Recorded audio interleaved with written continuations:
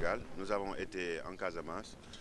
Aujourd'hui, nous sommes dans la région de Thiès, qui occupe une place particulière dans notre stratégie et qui joue un rôle très important quand même dans le tourisme au Sénégal, notamment à travers ces départements, Mbour et le département de Thiès.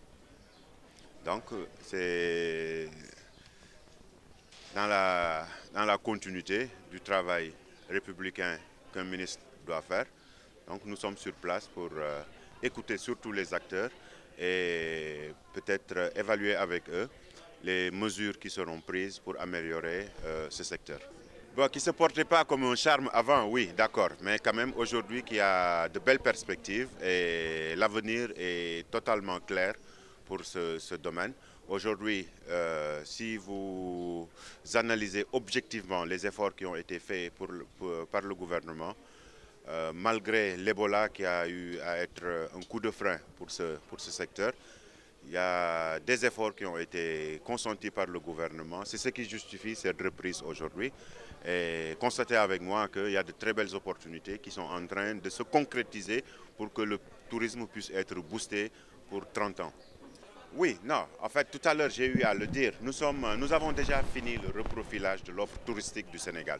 C'est-à-dire, pendant des décennies, nous nous sommes focalisés sur le tourisme balnéaire. Actuellement, notre stratégie consiste à diversifier quand même notre offre touristique.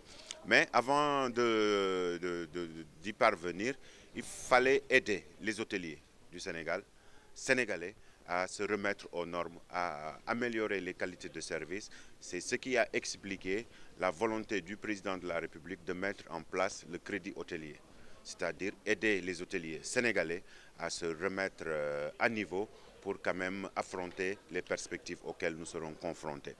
Donc, ça je pense qu'on n'en discute plus. Le crédit hôtelier a fini de faire ses preuves. Aujourd'hui, durant la journée d'aujourd'hui et de demain, nous allons voir des acteurs qui en ont bénéficié et qui se sont remis à neuf, c'est-à-dire pour répondre aux standards. Maintenant, en ce qui concerne notre stratégie touristique, nous ne misons plus sur le tourisme balnéaire parce que nous avons des concurrents qui ont même de temps en temps des produits plus intéressants à offrir.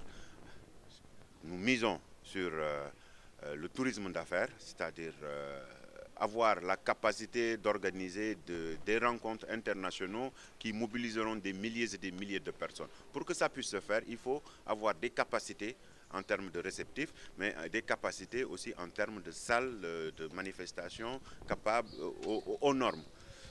Je pense qu'on a fait un pas extraordinaire par rapport à ça.